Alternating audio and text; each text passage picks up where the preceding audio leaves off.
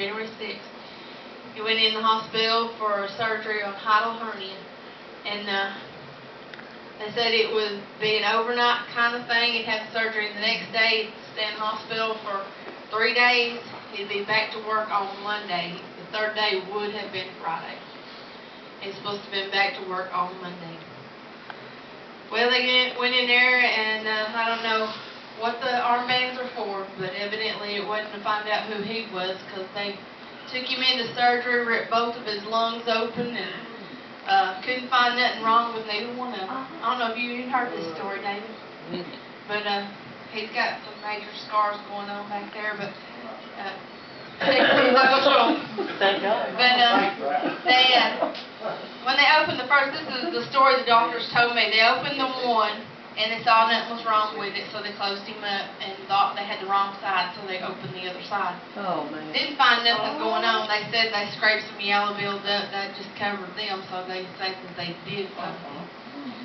Well, realizing they had the wrong patient, they took him into the recovery room. And his doctor came in and said, "Oh, there you are." Pulled him out of recovery, took him into surgery, not knowing they had opened his back. Opened him up for a hiatal hernia, realized there was some blood going on, went to investigate it, found his lungs ripped open, and he got all upset and tore up. He ripped into his spleen, he cut that out, he cut a nick of his stomach out, he ripped into his colon. I mean, this doctor just was basically doing this from what I can get in my mind's eye. Anyway, he comes out of the operating room crying. Man says, "I don't know what I've done to him.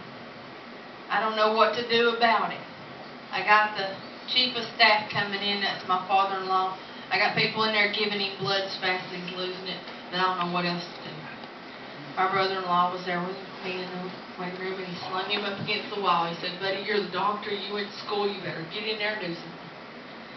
He went in there, chief of staff came, whatever. They sewed him up, and it turned out he stayed in Hutchinson for 3 weeks.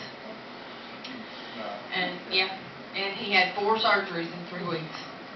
And then they came to me, and they said, "We're going to have to take him back to surgery."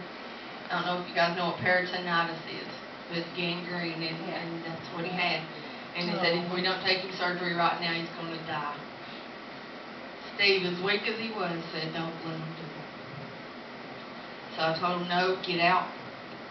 And a godly man, a godly doctor came to us and said, "We're moving." Well, we asked him, "Get us out here."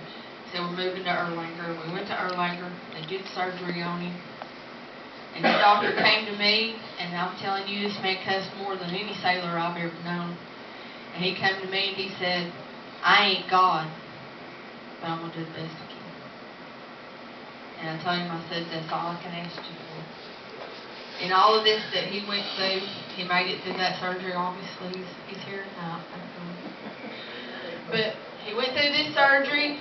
He ended up in the year of 1989, and I kid you not, he had 16 surgeries on the abdomen trying to stop peritonitis. When he went home the next year, February the 13th, it was a year and a month later, he went home from the hospital. He went home and he was sitting on the front porch, playing his guitar. Can't keep a good man down. Playing the guitar. I was 2 houses down, and I saw him waving at me. I waved back at him. Then I saw this. And I went running down the road, and his stomach literally opened up. And he was laying there on the front porch in this mass. We got the ambulances back, and took him back to the hospital, and pumped him out, cleaned all that up, did surgery again, put him in, and told me, "Go home, make arrangements, and go back." And I said, "You know what? I got a bigger God than that." He stayed in there for 3 months. He honestly thought he was Fred Flintstone. When they called you Barney, it came all the way back to me. He honestly thought he was Fred Flintstone for 3 months. I'm telling you, he thought he was the man. doctor came in the room and he said, I don't know who you are, but you let Dino out. And he looked at me and said, Wilma, go again. Let me tell you, from going to the hospital, this man drove himself to the hospital to have all this surgery done and went through all of that. And we got him back home, and God touched him, and He's healed him one time after another. He ain't had no more stomach surgery since 1996. They said that he would probably have surgery every year to redo and redo. And we said, no, God's going to take care of it. Amen.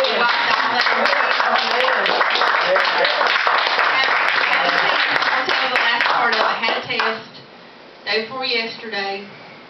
And when they run the scopes down to make sure everything's okay, it's a yearly thing, he has to have it done. They said there was no sign of any cancer, no sign of peritonitis, no problems that they can find at all. And going to take the test for 3 more years.